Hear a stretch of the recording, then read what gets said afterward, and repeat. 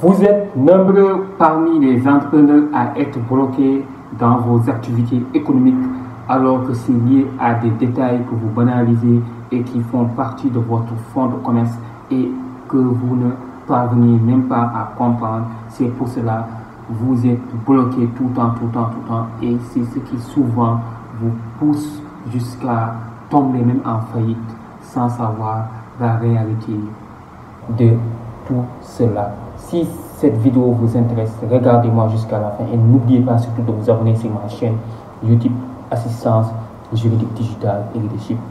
Ici, je partage régulièrement des contenus juridiques pour conseiller juridiquement les entrepreneurs à avoir une culture juridique de l'activité économique et entrepreneuriale.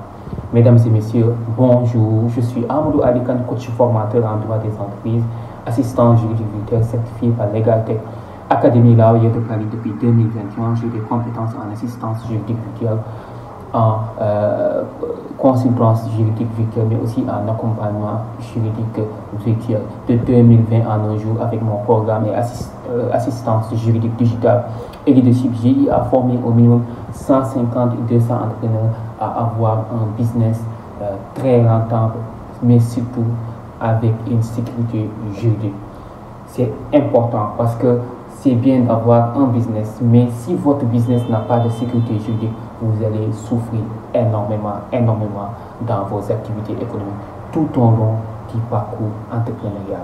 Aujourd'hui, je vais vous expliquer quelque chose de plus souvent qui vous fait bloquer jusqu'à que vous tombiez même en faillite, jusqu'à que vous ne puissiez pas vraiment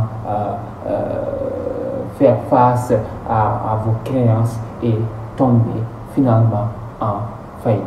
Vous savez, un entrepreneur, que ce soit un entrepreneur en société unipersonnelle à responsabilité limitée ou bien un entrepreneur avec plusieurs associés, société à responsabilité limitée avec 2, 3, 4 associés, ou bien que vous soyez membre d'un GIE, en tout cas, si vous êtes un entrepreneur, il y a des choses que vous devrez comprendre à la base, que si vous ne comprenez pas, vous risquez énormément dans le cadre juridique de vos activités économiques de soit tomber en faillite ou bien d'avoir des problèmes avec vos associés jusqu'à mener l'entreprise en faillite.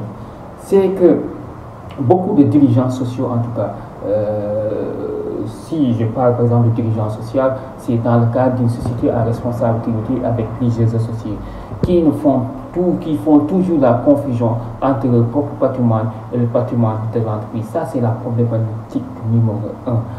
La deuxième problématique, c'est que la plupart des entrepreneurs, que ce soit société, le statut, comment dirais-je, la forme juridique de la société unipersonnelle à responsabilité, ou bien de la forme juridique avec plusieurs associés, font la confusion entre ce que l'on appelle le besoin urgent, le besoin nécessaire et ce qu'on appelle l'envie. Quand vous démarrez vos activités économiques, vous êtes un entrepreneur, vous ne parvenez même pas encore à faire un chiffre d'affaires de 500 000 à 1 million de francs CFA par mois régulièrement. Vous venez juste démarrer. C'est parce que vous croyez que c'est parce que à chaque mois vous gagnez une clientèle comme ça régulière et l'argent vient.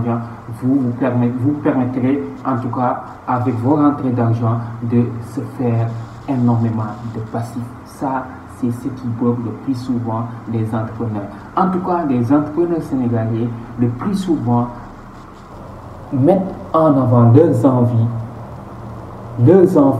contre leurs besoins.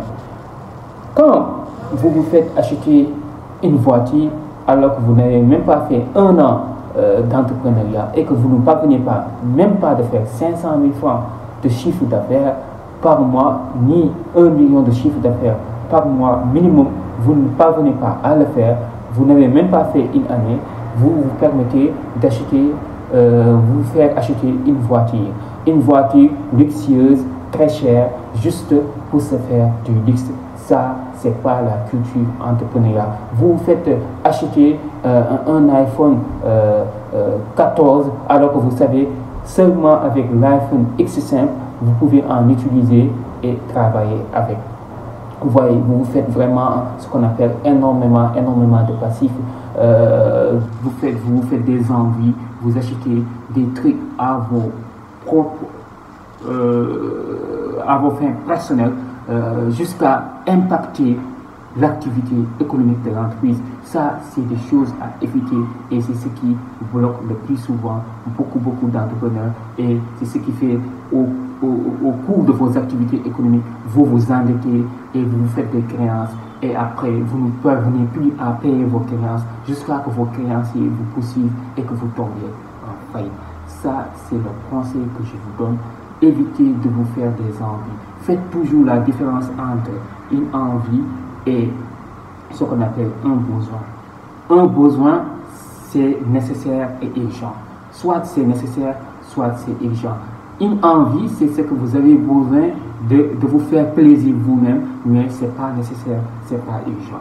Tant que l'entrepreneur ne sait pas faire cette différence-là, il va pousser, il va aller vers ce qu'on appelle la faillite de son entreprise. Si vous avez besoin de conseils juridiques en gestion d'activité, en gestion juridique d'activité économique, que ce soit la création de votre entreprise, la forme juridique la meilleure qu'il faut choisir dans le cadre de votre activité économique et comment gérer juridiquement vos contrats commerciaux, n'hésitez pas à me contacter au 77 290 28 31 ou bien par mail assistance juridique digitale@gmail.com. Je vous donne rendez-vous le week-end prochain.